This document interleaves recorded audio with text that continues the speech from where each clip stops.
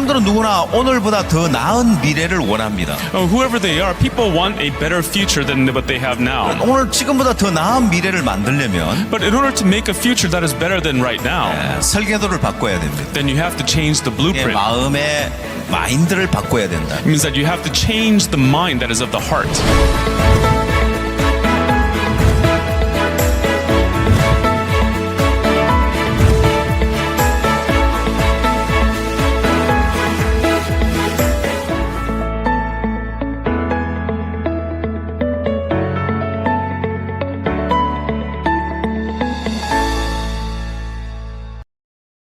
여러분 안녕하십니까? सभी को नमस्ते। 지난 시간에 우리는 마음의 병의 표면적인 원인과 근본적인 원인에 대해서 살펴봤습니다. तो हमने पहले सत्र में मन के घावों के जो बाहरी रूप से दिखाई देने वाले कारण है और जो मौलिक कारण है उसको 둘째 देखा 시간에는 마음의 가장 근본적인 원인에 대해서 살펴본다고 했습니다. और इस सत्र में हम जो सबसे मौलिक कारण है उसकी ओर ध्यान देंगे। 여기까지는 어느 누구도 접근하지 못한 그런 영역이라고 할 수 있습니다. तो हम कह सकते हैं कि ये एक ऐसा क्षेत्र है जहाँ पे कोई भी पहले नहीं आया है 네, 그래서 마음의 문제가 해결되지 않고 있는 것이. और इसलिए मन की जो समस्याएं हैं वो सुलझाई नहीं जा रही है। 네, 여러분들이 목회를 하면서 जब आप लोग अपनी सेवकाई करते हैं 여러분들은 사람들과 상담을 하고 사람들에게 성경으로 교제를 해줘야 되는 사람이. तो आप लोगों के पास ऐसा काम होता है कि आपको लोगों के साथ संगति करनी पड़ती है। 마음의 세계를 모르고 어떻게 사람들을 교제해 줄 수 있느냐는 मन की दुनिया के बारे में जाने बिना आप दूसरों को कैसे आप दूसरों के साथ संगति कर सकेंगे। 가장 근본적인 원인을 알아야 여러분들에게 찾아오는 성도들의 마음의 문제를 해결해 줄 수 있는 겁니다. लेकिन अगर आप सबसे मौलिक कारण के बारे में जान जाएंगे तब आपके पास आने वाले लोगों की समस्याओं को आप सुलझा 그래서 सकते 여러분 हैं। 목회에 굉장히 중요한 부분이라고 이야기할 수 있어요. तो मतलब आपकी सेवकाई का ये एक बहुत ही महत्वपूर्ण जैसे हिस्सा है। 마음에 상처를 받는 또 마음이 병드는 가장 근본적인 원인을 살펴보기 위해서 तो हमारे मन में घाव क्यों होती है उसके पीछे का सबसे मौलिक कारण देखने से पहले मैं आपको 먼저 한 가지 예를 들겠습니다. कोई उदाहरण देना चाहता हूँ। 1월 17일을 뜻하는 그런 장면인데요. तो ये जो चित्र आप देख रहे हैं जनवरी 17 को दर्शाता 많은 है। 사람들이 촛불을 들고 이 날을 추모하고 있습니다. तो हम देख सकते हैं बहुत से लोग अपने हाथों में मोमबत्तियां लेकर के खड़े हैं। 네, 1월 17일 무슨 일이 일어났을까요? तो जनवरी 17 को ऐसा क्या हुआ था? 예, 일본에서 일어난 일인데요. तो ये हादसा असल में जापान में हुआ था। 1995년 1월 17일 일본 고베에서 큰 지진이 있었습니다. तो 17 जनवरी 1995 को जापान के कोबे में एक बहुत बड़ा भूकंप आया। 예, 굉장히 큰 강한 지진이 왔습니다. तो ये एक बहुत उच्च तीव्रता का भूकंप था। 대부분 건물들이 무너지고 ज्यादातर जो इमारतें हैं वो गिर गई, 많은 사람들이 죽었습니다. बहुत सारे लोग मारे गए। 그래서 이 날을 사람들이 추모하는데요. तो बहुत लोग उसी हादसे का स्मरण करने के लिए यहाँ पे 자, इकट्ठे हुए थे। 일본에 지진이 일어났을 때 तो जब ये भूकंप आया था 이게 큰 건물도 맥없이 무너져 버려. तो ये बड़ी बड़ी इमारतें बिल्कुल जमींदोस्त हो गई। 뿐만 아니라 उतना ही नहीं, 어떤 마을은 이렇게 쑥대밭이 되기도 했어요. तो ये जो गांव है ये बिल्कुल ही जैसे बर्बाद हो गया।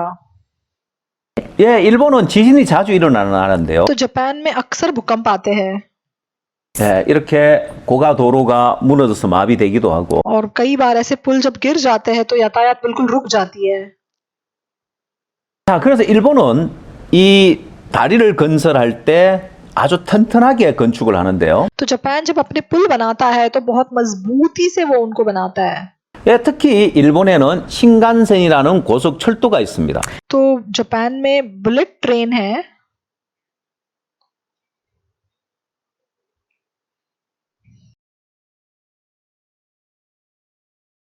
자, 일본은 지진이 일어나면은 교통이 마비가 되기 때문에 तो जब भूकंप आता है तो यातायात रुक जाता है।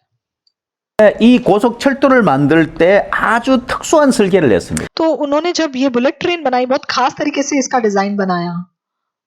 그리고 그들은 자부하기를 तो चाहे कितना भी बड़ा भूकंप क्यों ना आए, 지진이 와도 이 고속철도는 중단되지 않는다고 자부했어요. उनकी बुलेट ट्रेन पर इसका कोई असर नहीं पड़ सकता, इस प्रकार उन्होंने उसको बनाया। 그 고속철로 밑에 강한 그 와이어 강철선을 넣어서 तो उन्होंने उस पुल के नीचे से बहुत ही मजबूत जैसे स्टील की तारें डाली है 마치 미국의 금문교를 만들 때 그 강철 와이어로 그 다리를 잡아주고 있는 तो 것처럼 अमेरिका के गोल्डन गेट पुल के समान है 그런 강철 와이어가 밑에 지나가고 있어 절대 끊어지지 않는다고 자부했습니다. तो पुल के नीचे से बहुत मजबूत स्टील की तारें हैं जिसकी वजह से ये पुल गिर नहीं सकता 고베 지진이 났을 때 이 다리가 끊어지진 않지만 다리를 받친 기둥이 부서지면서 옆으로 누워버렸어요. तो कोबे में जब ये भूकंप आया तो बुलेट ट्रेन तो नहीं रुकी लेकिन जो पुल था वो नीचे गिर गया 첫 번째 기둥이 부러지면서 도미노 현상으로 다 옆으로 누워버렸는데 तो जब एक खंबा नीचे गिर गया तो उसकी वजह से बाकी खंबे भी गिरते चले गए 일본 정부에서 역학 조사를 했습니다. तो उसके बाद जापान की सरकार ने इसकी छानबीन करना शुरू 이 किया 지진을 견디도록 만들었는데 왜 이것이 다리가 부서졌느냐? तो हमने तो ये पुल बहुत मजबूती से बनाया था लेकिन ऐसा कैसे हुआ 자, 첫 번째 부러진 기둥을 조사를 했는데 तो उन्होंने उस पहले खंबे को देखा जो सबसे पहले गिरा था 원인을 찾아냈어요. और उसके बाद उन्हें उसके पीछे का कारण पता चला 신간센 고속철도 공사는 수조 원을 들인 공사였는데 तो ये बुलेट ट्रेन का जो पूरा इसको बनाने में लगभग अरबों लाखों रुपए खर्च हुए थे 이 나무 하나 때문에 교각이 부러졌습니다. लेकिन 1 मीटर के लकड़ी के टुकड़े की वजह से असल में ये पूरा का पूरा पुल नीचे गिर गया 첫 번째 그 부러진 기둥을 조사했을 때 तो जब उन्होंने उस पहले खंबे को ठीक से ध्यान से जब उन्होंने इसकी छानबीन की 1m짜리 나무 토막이 하나 있었어요. तो उसके अंदर जो सीमेंट थी उसके अंदर उनको 1 मीटर लंबाई का एक लकड़ी का टुकड़ा मिला 예, 처음 공사를 할 때 인부가 그 나무 토막을 하나 떨어뜨린 거예요. तो असल में किसी मजदूर ने काम करने के दौरान वहां पे वो लकड़ी का टुकड़ा गिरा दिया था 그걸 건져냈어야 했는데 तो उसको उस लकड़ी के टुकड़े को निकाल देना चाहिए था 큰 기둥에 뭐 나무 토막 하나 문제 되겠어? लेकिन उसने सोचा इतना बड़ा खंबा बन रहा है एक छोटी सी लकड़ी के टुकड़े की वजह से क्या होने वाला है 지나쳐버렸습니다. इसलिए उसने उस बात को ऐसे ही छोड़ दिया 그리고 이제 고속철도가 완성되고 उसके बाद ये बुलेट ट्रेन उसका पुल पूरी तरीके से बन गया 사용을 했습니다. और अच्छे से वो लोग इस्तेमाल कर रहे थे 아무 문제가 없었어요. कोई समस्या नहीं थी 그러다가 큰 지진이 났을 때 लेकिन जब ये विशाल सा भूकंप आया 그 약한 부분 나무 토막이 들어간 약한 그 기둥이 부러진 거예요. तो असल में वही खंबा जिसमें वो लकड़ी का टुकड़ा था वो सबसे पहले टूट गया था 예,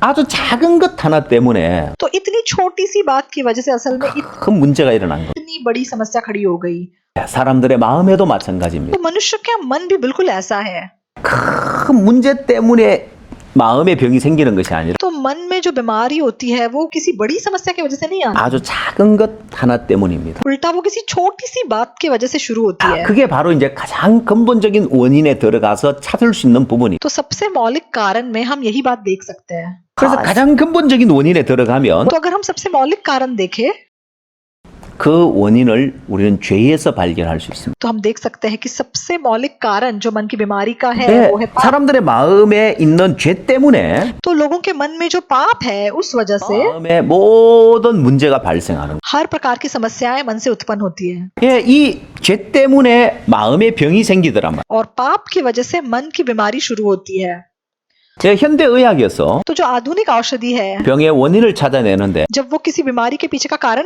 ढूंढने की कोशिश करते हैं 바이러스 때문에 병이 발생한다는 사실을 발견하지 않냐는 거. तो उन्हें पता चलता है कि बीमारी किसी छोटे कीटाणु से किसी छोटे वायरस से शुरू हुआ है 현재 우리가 온라인으로 이런 CLF를 하는 이유도 바로 코로나 바이러스 때문이죠. और इस बार भी हम ये CLF ऑनलाइन माध्यम से क्यों कर रहे हैं क्योंकि पूरी दुनिया में अभी कोरोना वायरस की समस्या हो रही है इसीलिए 사람들은 이제 의학이 발달하다 보니까 이게 코로나 바이러스를 이제 근본 원인을 찾아내고 그 바이러스를 해결할 수 있는 백신을 개발하려고 노력하고 있습니다. तो क्योंकि औषधि इतनी तरक्की कर गई है आधुनिक औषधि इसलिए हम जान सके कि ये कोरोना वायरस भी असल में एक छोटे कीटाणु से शुरू हुआ है और अब उसकी वैक्सीन ढूंढने की कोशिश हो रही है 마음의 모든 문제를 병을 일으키고 마음의 문제를 일으키는 건 바로 죄 때문이다. तो वैसे ही हम देख सकते हैं कि मन से जुड़ी हुई सारी समस्याएं असल में पाप से शुरू होती है 이건 여러분들이 저지르는 범죄를 말하는 것이 아니라 तो ये वो पाप नहीं है जो रोजाना पे हम करते हैं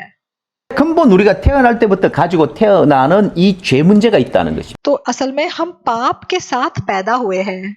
자, 그래서 이제 가장 근본적인 원인에 찾아 들어가면 तो इसलिए अगर आप सबसे मौलिक कारण को देखें 이 죄가 죄 때문에 사람들의 마음이 약해졌다는 거예요. तो असल में इस पाप ने लोगों के मनों को कमजोर बनाया है।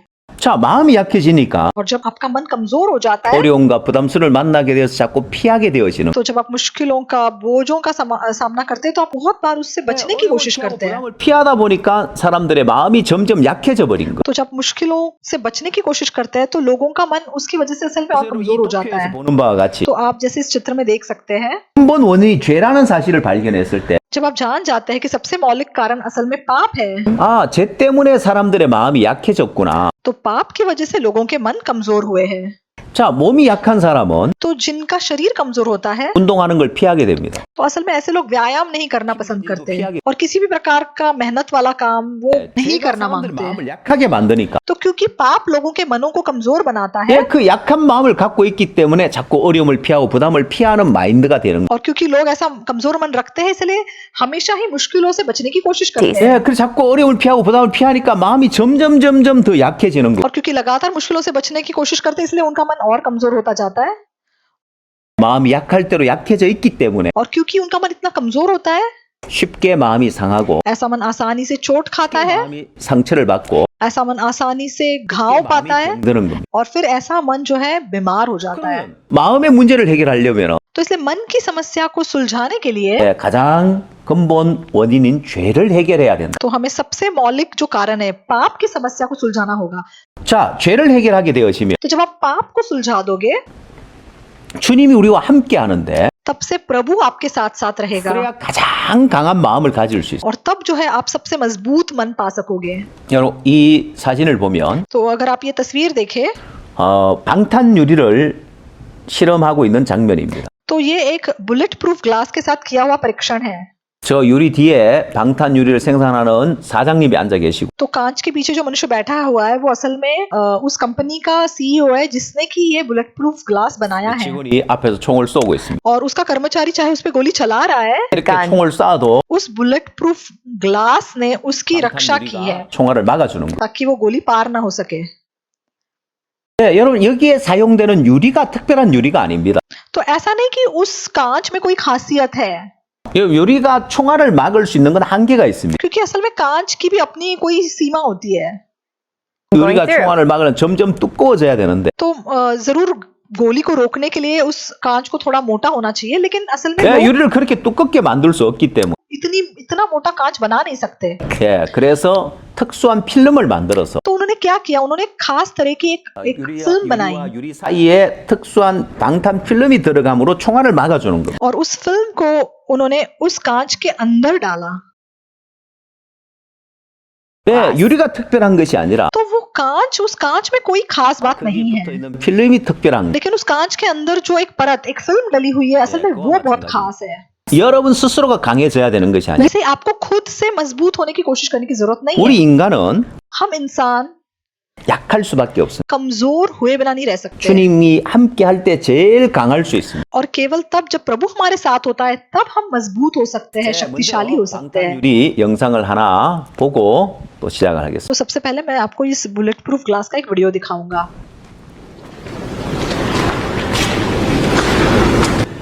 मेरा नाम ट्रेंट कैम्बल है। मैं टेक्सास ऑनरिंग इनकॉर्पोरेशन कंपनी का अध्यक्ष और सीईओ हूँ। आज मैं अपनी कंपनी के बने हुए बुलेट प्रूफ कांच के पीछे खड़ा होकर आपको दिखाऊंगा। मेरा नाम लॉरेंस है। ये मेरा AK-47 राइफल है। आज मैं अपने बॉस पर गोली चलाऊंगा।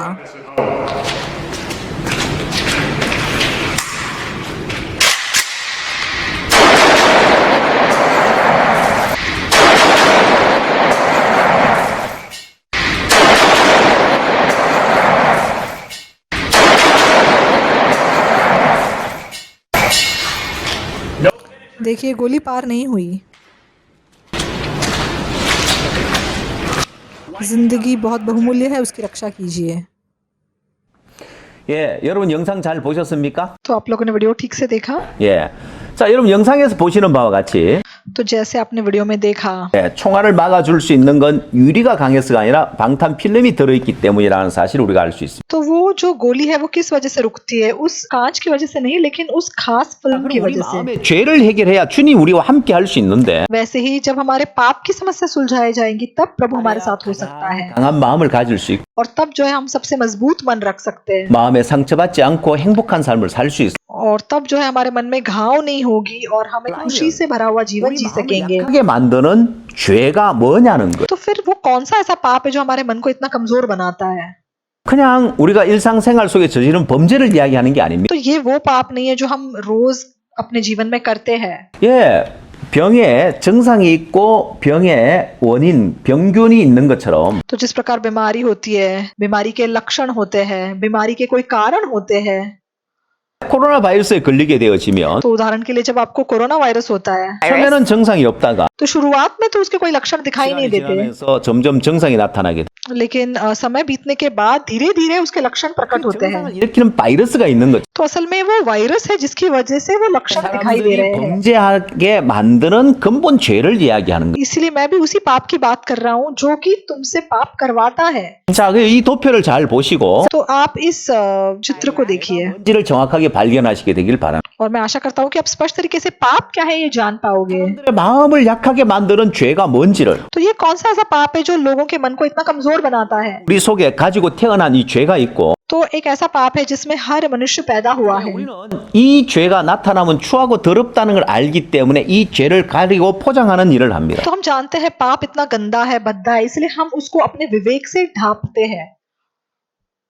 우리 마음의 양심이 죄를 가려서 죄를 짓지 않게 막아주는 역할을 합니다. तो विवेक काम क्या करता है? विवेक जो है हमारे पाप को ढांपता है ताकि जो हमारा गंदा भद्दा पाप है वो प्रकट ना हुआ।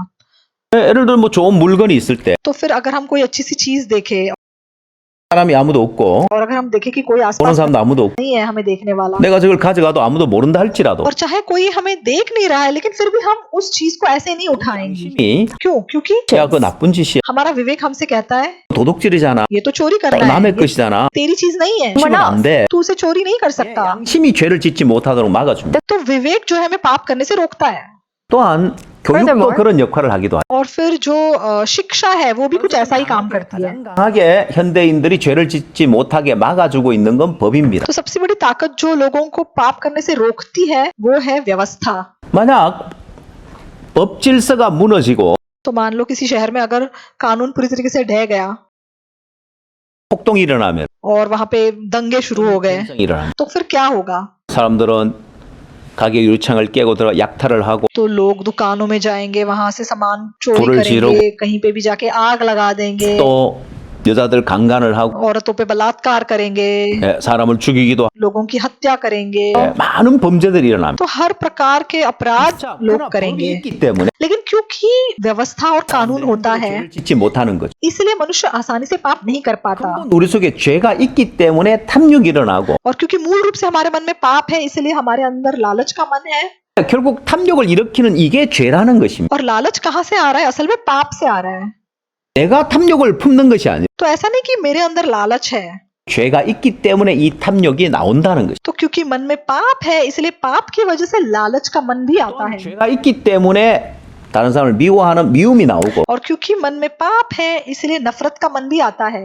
또한 죄가 있기 때문에 마음에 음욕이 일어나는 और क्योंकि मन में पाप है इसलिए मन से लालसा भी उत्पन्न 이런 होती है। 죄의 욕구들이 일어날 때 तो जब इस प्रकार के पाप बाहर आते हैं 양심으로 그걸 가로막고 हम इसे अपने विवेक से ढांपते हैं 법으로 그걸 가로막습니다. और फिर दोबारा से व्यवस्था से भी इसे 이런 ढांपते 죄를 हैं 짓지 않으려고 노력하죠. और हम कोशिश करते हैं कि हम इस प्रकार के पाप ना करें, 그럼에도 불구하고 이것이 밖으로 표출되어집니다. लेकिन फिर भी ये पाप बाहर आए बिना नहीं रह पाते। 탐욕이 표출되면 도둑질이 되고 तो जब लालच प्रकट होता है तो उसका परिणाम चोरी में बदल जाता 미움이 है। 표출되면 살인이 되고 तो जब नफरत प्रकट होती है तब उसका परिणाम हत्या है। 탐욕이 표출되면 간음이 됩니다. और जब लालसा प्रकट होती है तो उसका परिणाम व्यभिचार होता है। 도둑질, 살인, 간음 했느냐 안 했느냐에 따라 처벌을 합니다. और लोगों को सजा किस आधार पे होती है कि अगर किसी ने चोरी की है, हत्या की है, व्यभिचार किया है तो उन्हें सजा मिलती है। 어떤 악한 마음을 품었는지는 체크하지 않죠. लेकिन कोई भी ये जानने की कोशिश नहीं करता कि मनुष्य के अंदर एक बहुत ही बुरा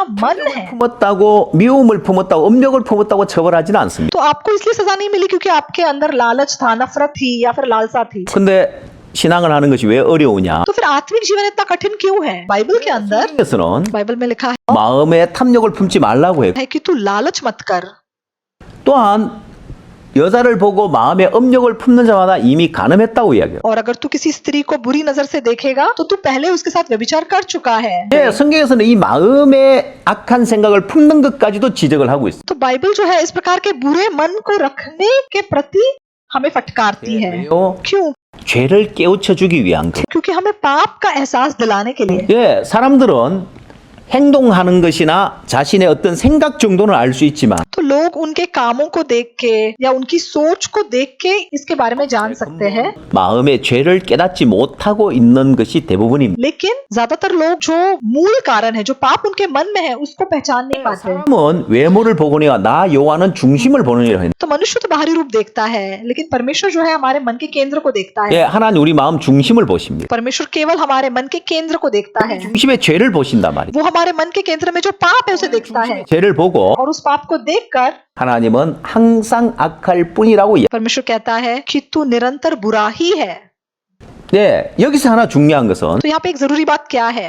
사람은 도둑질 했는지 안 했는지 행동을 보고 तो मनुष्य देखता है कि इस इंसान ने चोरी की है या नहीं की है, 탐욕을 품느냐 안 품었느냐 마음의 어떤 생각 정도까지는 문제 삼을 수 있을지 모르겠어요. और फिर आपके मन में लालच का मन आया, इसके प्रति भी उनको लग सकता है कि मतलब ये गलत लग सकता है, 마음의 죄를 문제 삼는 사람 아무도 लेकिन आपके मन में पाप है ये किसी को एक बड़ी समस्या नहीं लगती। 또한 마음의 죄를 깨닫지 못하고 있는 경우가 대부분입니다. और ज्यादातर लोग अपने मन में जो पाप है उसके बारे में बिल्कुल जानते भी नहीं है, 마음의 죄를 깨닫지 못했기 때문에 और क्योंकि आप उस पाप के बारे में बिल्कुल भी नहीं जानते, 사람들은 선도 있고 악도 있다고 생각해요. तो लोग क्या सोचते हैं कि हमारे अंदर अच्छाई भी है और बुराई भी है, 하나님만 항상 악할 뿐이라고 이야기합니다. लेकिन केवल परमेश्वर कहता है कि हम निरंतर बुरे ही है।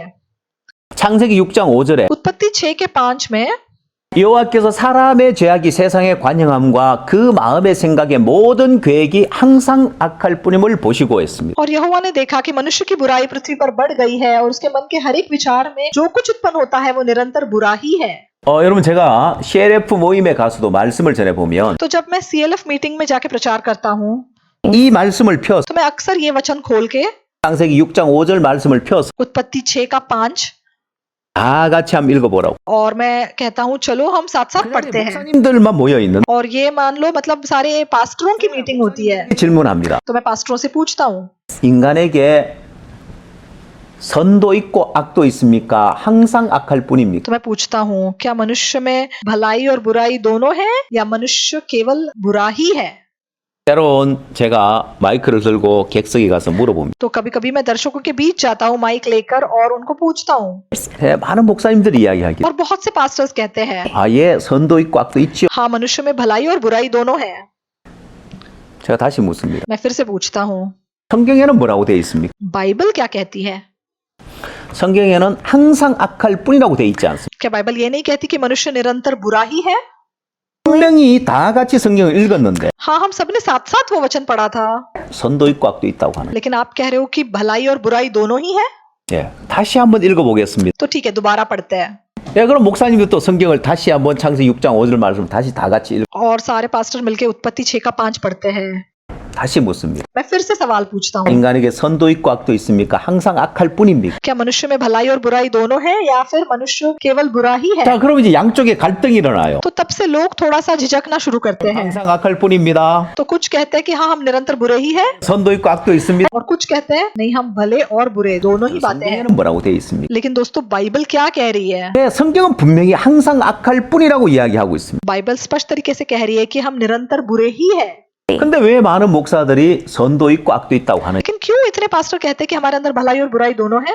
죄를 깨닫지 못해서 그렇다. क्योंकि उन्होंने अभी तक स्पष्ट तरीके से पाप को नहीं जाना 그래서 है। 이 죄를 깨닫게 되어지면 तो जब ये लोग पाप को जान जाएंगे, 이 도표에서 보는 바와 같이 तो जैसे आप इस चित्र में देख सकते हैं, 선도 있고 악도 있다고 하는 사람들 तो जो लोग कहते हैं कि हमारे अंदर भलाई और बुराई दोनों है, 마음의 중심에 죄를 깨닫지 못했을 때이고 तो ये ऐसा इसलिए कहते हैं क्योंकि उनके मन के अंदर में जो पाप है वो उन्होंने कभी नहीं देखा है। 깨달으면 लेकिन जब आप इस पाप को पहचान लोगे जो आपके मन के केंद्र में है, 항상 악하다고 인정하게 되는 तब से आप ये मान सकोगे कि हाँ, मैं निरंतर बुरा ही हूँ। 거예요. 성경에도 분명히 항상 악할 뿐이라고 이야기했고 क्योंकि बाइबल भी कहती है कि हम निरंतर बुरे ही हैं। 마음에 죄를 발견하고 보면 जब आप पाप का आविष्कार करते हैं और जब आप अपने आप को देखते हैं, 악할 뿐이라는 사실을 깨닫게 되어지. आप जान जाएंगे कि आप निरंतर बुरे हैं। 이것이 이제 죄를 깨달은 사람과 깨닫지 못한 사람의 차이라고 할 수 있는데 तो जो लोग पाप को पहचानते हैं और जिन्होंने पाप को अभी तक नहीं पहचाना, असल में उन दोनों के बीच में यही अंतर है। 로마서 7장 19절 20절에서 이렇게 이야기합니다. तो प्रेरित पौलुस रोमियो 7 के 19 और 20 में क्या कहता है? 내가 원하는 바 선은 하지 아니하고 도리어 원치 않는 바 악은 행하는도다. 이제는 이것을 행하는 자가 내가 아니요 내 속에 가는 죄니라 했습니다. क्योंकि जिस अच्छे काम की मैं इच्छा करता हूँ वो तो नहीं करता, परंतु जिस बुराई की इच्छा नहीं करता वही किया करता हूँ। अतः यदि मैं वही करता हूँ जिसकी इच्छा नहीं करता, तो उसका करने वाला मैं ना रहा परंतु पाप जो मुझ में बसा हुआ है। 죄를 깨달은 사람의 이야기입니다. तो ये उस इंसान के शब्द है जिसने पाप का आविष्कार किया 죄를 है। 깨닫지 못한 사람 जिन्होंने अभी तक अपने पाप का आविष्कार नहीं किया, 나 죄를 범죄했다. 내가 죄를 지었다고 이야기합니다. वो कहते हैं कि मैंने ये पाप किया, मैंने वो पाप किया। 그러나 죄를 깨달은 사람은 लेकिन जिन्होंने पाप का आविष्कार किया है, 사도 바울은 이것을 행하는 건 내가 아니고 내 속에 가는 죄라는 प्रेरित पौलुस कह रहा है कि वो करने वाला मैं ना रहा परंतु पाप जो मुझ में बसा हुआ है। 예, 로마서 7장에서의 이 사도 바울의 발견, 위대한 발견이라고 할 수 있어요. तो प्रेरित पौलुस ने जो ये आविष्कार किया, असल में ये बहुत ही एक बड़ा सा आविष्कार है। 콜럼버스가 신대륙을 발견한 것보다 더 위대한 발견. तो कोलंबस ने जो महाद्वीप की खोज की थी, उससे भी बड़ा आविष्कार असल में ये है। 죄를 깨달았을 때 जब हम पाप का आविष्कार कर लेते हैं, 내가 아니요 내 속에 가는 죄니라 하고 한 것처럼 जैसे पौलुस कहता है उसका करने वाला मैं ना रहा वरन पाप जो मुझ में बसा हुआ है, 여러분에게도 तो आप भी 죄를 분명하게 깨닫게 된다면 अगर आप अपने पाप का आविष्कार कर सकेंगे, 내가 행하는 내 속에 가는 죄곤하고 죄를 발견하게 되어집니다. तो आप भी जान सकेंगे कि उसका करने वाला मैं नहीं वरन पाप जो मुझ में बसा हुआ है। तो हम ये क्यों कह रहे हैं? 마음의 근본 병을 일으키는 죄 문제를 해결하기 위해서는 तो मन की गहराई में जो पाप की समस्या है उसे सुलझाने के लिए 죄에 대해서 정확하게 알아야 되기 आपको स्पष्ट तरीके से पहले पाप क्या है ये जानना जरूरी है। 때문에 병균이 있고 병을 일으키는 증상이 있는 것처럼 तो जैसे एक कीटाणु होता है और उसके बाद बीमारी के लक्षण होते हैं, 근본 병을 일으키는 그 병균과 같이 죄가 바로 그러하다는 것. तो हम कह सकते हैं कि पाप भी बिल्कुल उस वायरस या कीटाणु की तरह है जिसकी वजह से बीमारी शुरू होती है। 자, 여러분 에이즈라는 무서운 병이 있는데요. तो एड्स नाम की एक बहुत भयानक बीमारी है। 자, 이 에이즈는 HIV 바이러스가 일으키는 병입니다. तो एड्स की बीमारी HIV वायरस से होती है। HIV 바이러스에 감염되었을 때 तो जो भी HIV वायरस से संक्रमित होते हैं, 10년에서 15년 뒤에 그 증상이 나타난다고 하는데 तो मैंने सुना है कि इसके जो लक्षण है वो लगभग 10 या 15 साल बाद दिखाई देने शुरू होते हैं। 그 병이 이제 에이즈에 걸리게 되어지면 और जब किसी को एड्स हो जाता है, 어떤 병에 걸리든지 죽게 되어지. तो ऐसे मनुष्य को चाहे कोई भी बीमारी क्यों ना हो वो उसकी वजह से मर जाता 왜 है, 면역이 없으니까. क्योंकि ऐसे इंसान में कोई प्रतिरोधक शक्ति नहीं होती है। 죽고 तो अगर उसे मलेरिया हो जाएगा तो वो 에 걸려도 죽고. से मर जाएगा, अगर टाइफाइड हो जाएगा तो वो टाइफाइड से मर जाएगा। 자, 그래서 옛날에 इसलिए बहुत समय पहले 의사들이 이 바이러스를 설명해 주기 어려웠다고 합니다. तो डॉक्टरों को इस वायरस के बारे में लोगों को समझाना बहुत मुश्किल था HIV 바이러스에 의해서 에이즈가 됐고 에이즈로 죽은 거다. कि ये HIV वायरस की वजह से इसको एड्स हो गया और अब ये एड्स की वजह से असल में ये इंसान मर गया है। 예전에 병균에 대해서 이해하지 못하던 사람 लेकिन जो लोग इस वायरस के बारे में समझ नहीं सके, 아니야 말라리아로 죽은 거야. वो कहते नहीं ये तो मलेरिया से मर गया, 아니 장티푸스로 죽은 거야. नहीं ये तो टाइफाइड की वजह से मर गया। 예로부터 말라리아로 많이 죽었어. हाँ, टाइफाइड से भी तो लोग मरते हैं।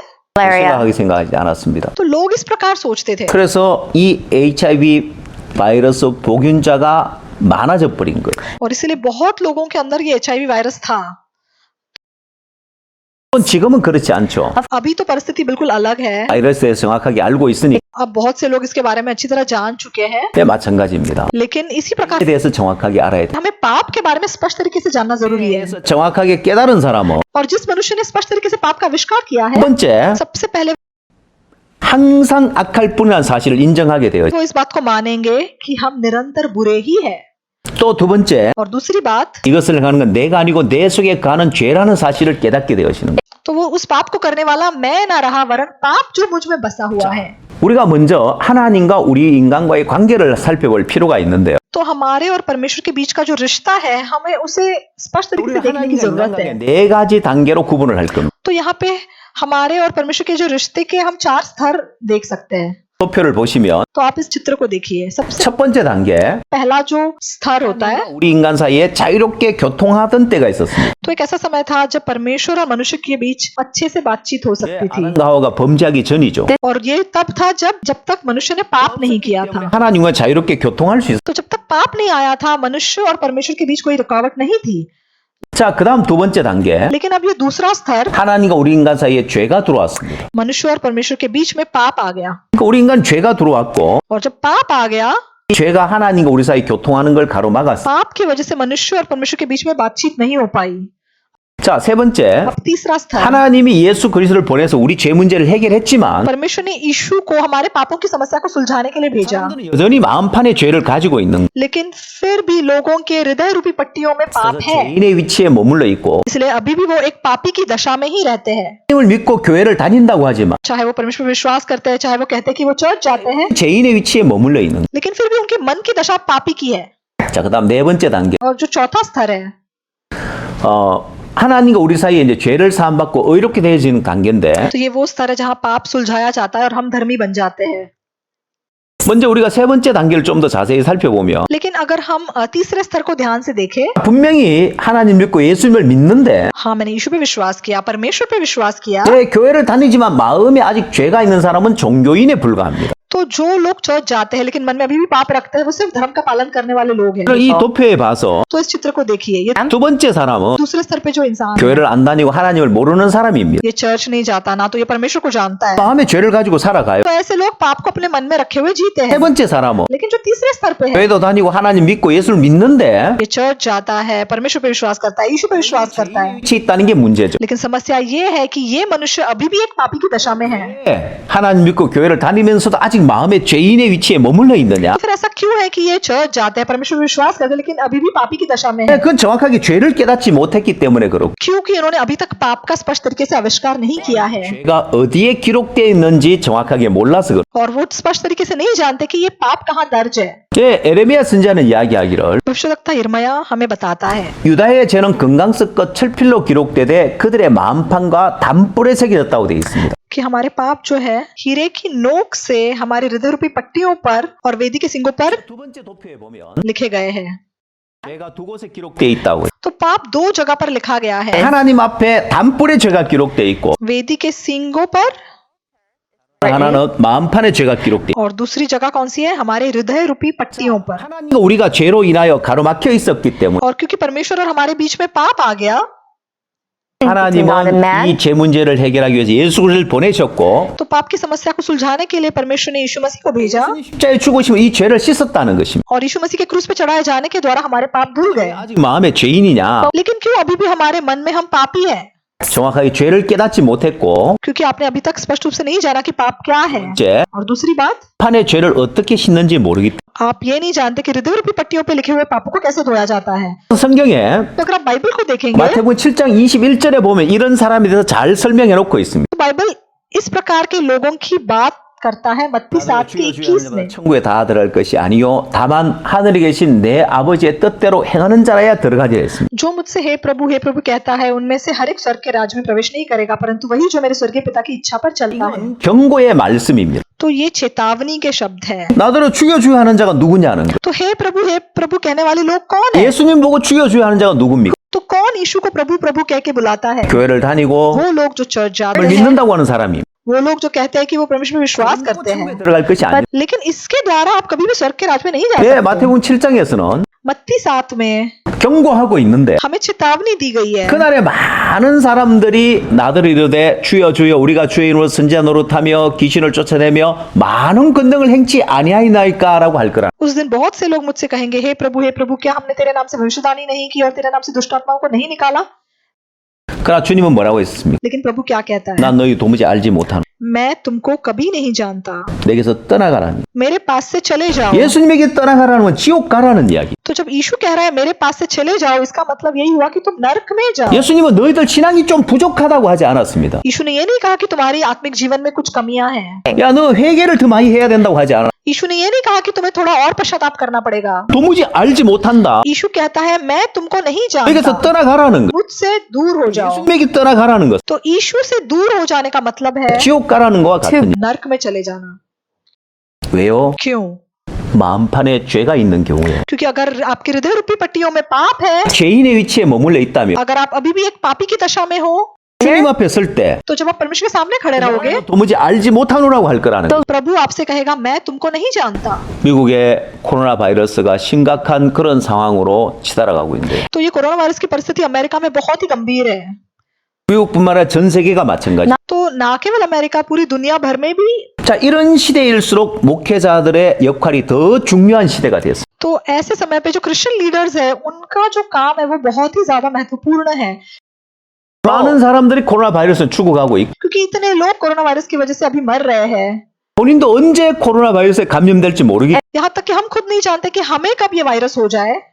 사람들이 불안해하고 두려워하고 있는 이때 और ऐसे भय और संकट के समय में 제 가장 목회자들의 역할이 가장 중요한 때라고 할 수 있어요. तो क्रिश्चियन लीडर्स का जो काम है वो बहुत ही ज्यादा जरूरी हो जाता है। 코로나 바이러스가 퍼져가면서 성경이 40% 이상 더 팔렸다고 얘기해요. तो जब ये कोरोना वायरस पूरे अमेरिका में फैल गया, तब बाइबल की जो बिक्री है वो 40% से बढ़ गई। 사람들이 불안하니까 क्योंकि लोगों के मन में इतना भय आया, 성경을 보고 하나님을 의지하는데 तो तब उन्होंने बाइबल को देखा और प्रभु पर निर्भर किया। 그래서 लेकिन जरूरी बात क्या है? 오늘 많은 사람이 3번 상태에 머물러 있기 때문에 क्योंकि ज्यादातर लोग इस तीसरे स्तर में हैं, 마음에 죄가 있기 때문에 इसलिए उनके मन में अभी भी पाप है, 아직 죄인의 위치에 있기 때문에 और क्योंकि वो अभी भी एक पापी की दशा में है, 당 죽음 앞에 섰을 때 जब वो असलियत में मृत्यु का सामना करते हैं, 과연 천국에 갈 수 있을까? तो वो सोचते हैं क्या मैं सच में स्वर्ग जा सकता हूँ? 두려움이 있고 의심이 있다는 उनके मन में डर आता है, उनके मन में शक 이 आता है। 3번과 같은 위치 तो ये जो स्तर है, 마태복음 7장 21절에 나오는 위치 तो ये मत्ती 7 की 21 को दर्शाता है। 주여 주여 하지만 천국에 들어갈 수 없는 위치에 있기 때문에 그렇다는 क्योंकि चाहे वो हे प्रभु कहते हैं, लेकिन वो स्वर्ग के राज्य में नहीं प्रवेश कर सकेंगे। 자, 그래서 네 번째 단계에 가면 तो अगर हम चौथे स्तर में जाएं, 마음의 죄를 사함 받고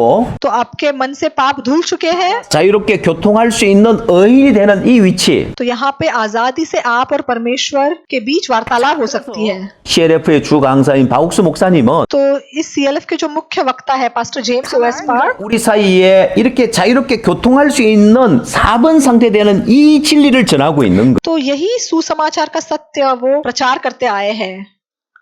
예, 새 언약에 대해서, नई वाचा के विषय में, 예, 영원한 속죄에 대해서, अनंत छुटकारे के विषय में, 예, 끊임없이 이 참된 진리를 전하고 있는 거. बिना रुके वो इस सच्चाई का प्रचार करते आए 이 हैं। 운동이 바로 CLF 운동입니다. तो CLF हमने इसी मन से शुरू किया था, 3번 위치에 머물러 있는데 क्योंकि ज्यादातर लोग अभी भी तीसरे स्तर में हैं। 하나님 믿고 교회를 다니지만 여전히 죄인의 위치에 머물러 있는데 परमेश्वर पे विश्वास करते हैं, चर्च जाते हैं, लेकिन फिर भी पापी की दशा में है। 와서 लेकिन उस चौथे स्तर में आना, 그 마음에 새 언약이 와서 जब वो नई वाचा उनके मन में आएगी, 하나님이 저희 죄와 저희 벌 다시 기억지 않는다는 새 언약이 오고 वो नई वाचा कि मैं तेरे पाप और अधर्म के काम को फिर कभी स्मरण नहीं करूंगा, 예, 또한 영원한 속죄가 그 마음에 이루어져서 जब अनंत छुटकारा उनके मन में पूरा होगा, 저가 한 제물로 거룩하게 된 자들을 영원히 온전케 하셨느니 क्योंकि उसने एक ही चढ़ावे के द्वारा उन्हें जो पवित्र किए जाते हैं सर्वदा के लिए सिद्ध कर दिया है। 이 되는 4번의 위치에 와서 तो जब आप उस चौथे स्तर के समान धर्मी बन जाएंगे, 영원한 천국에 갈 수 있는 이 확신을 심어줘야 하는 게 바로 목회자들이 해야 할 일. तो ये क्रिश्चियन लीडर्स का फर्ज है कि वो लोगों को स्वर्ग जाने का आश्वासन दे सके।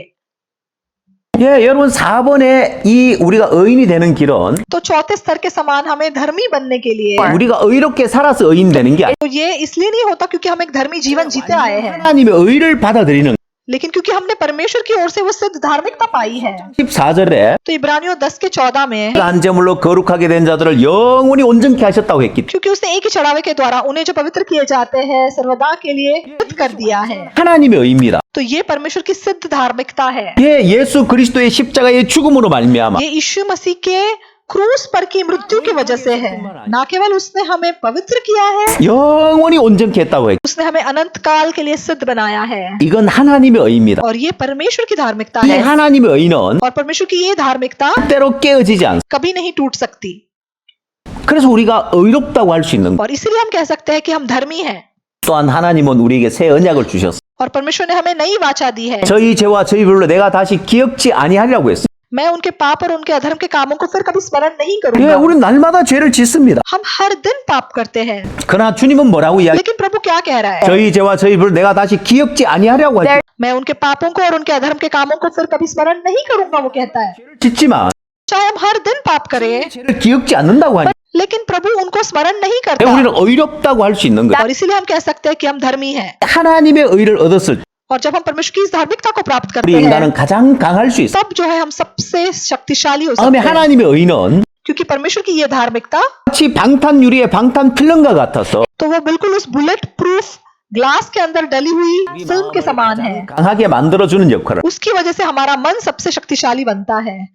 그래서 여러분 이 도표를 보시면 तो अगर आप इस चित्र को देखें, 이제 가장 근본적인 원인이 마음의 죄 때문인데 तो अब हम जान गए हैं कि सबसे मौलिक कारण क्या है? पाप है। 이 죄를 갖고 있기 때문에 죄인이란 말. और क्योंकि हमारे अंदर पाप है, इसीलिए हम पापी हैं।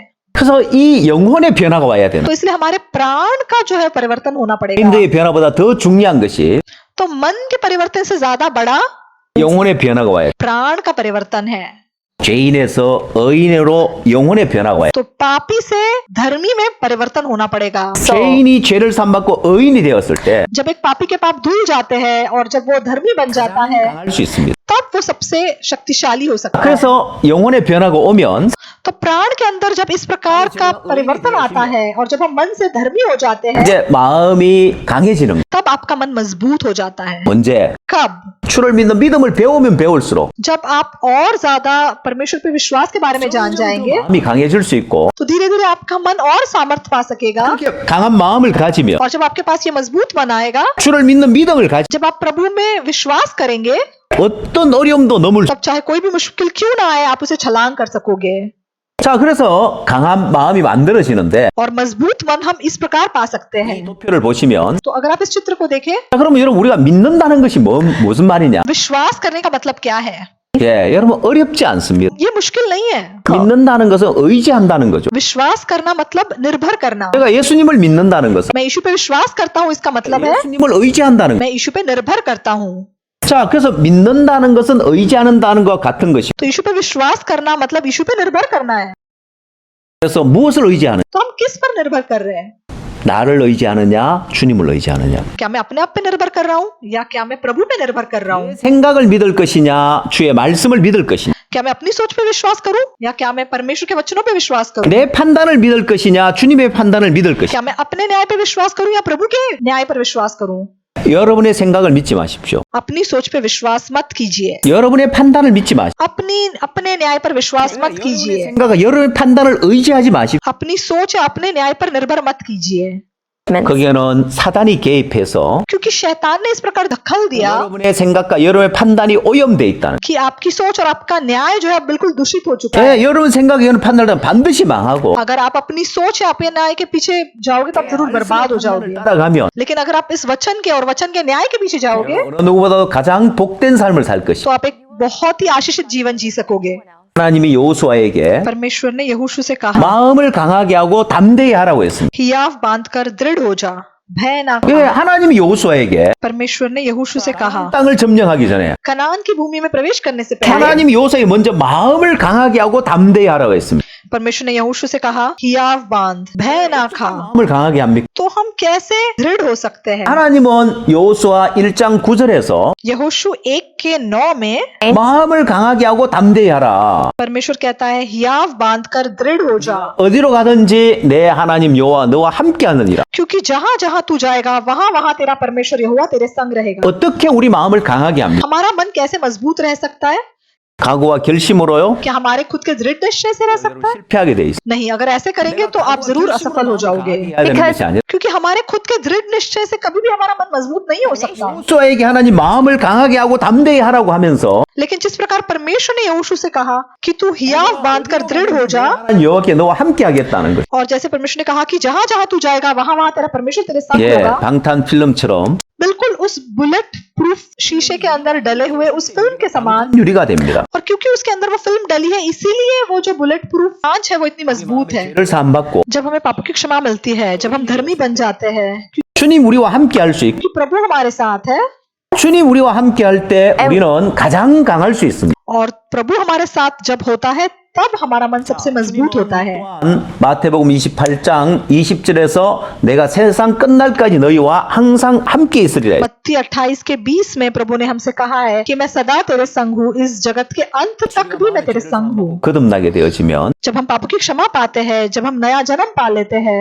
의롭게 되어지면 जब हम धर्मी हो जाते हैं, 예, 주님은 우리와 세상 끝날까지 항상 함께 있겠다고 했어요. प्रभु ने हमें वादा दिया है कि जगत के अंत तक मैं सदा तुम्हारे संग 영상 हूँ। 하나 잠시 보고 तो मैं आपको एक छोटा सा वीडियो दिखाऊंगा। 여러분 사용하는 스마트폰인데요. तो आप जिस प्रकार का फोन इस्तेमाल करते हैं वैसा ही एक स्मार्टफोन यहाँ पे आप देख रहे हो। 붙였을 때 तो अगर इस फोन के ऊपर आप वो बुलेट प्रूफ ग्लास लगाएंगे 얼만큼 강해지는지를 보여줍니다. तो मैं आपको दिखाना चाहता हूँ कि ये फोन कितना मजबूत हो जाता है। 보시겠습니다.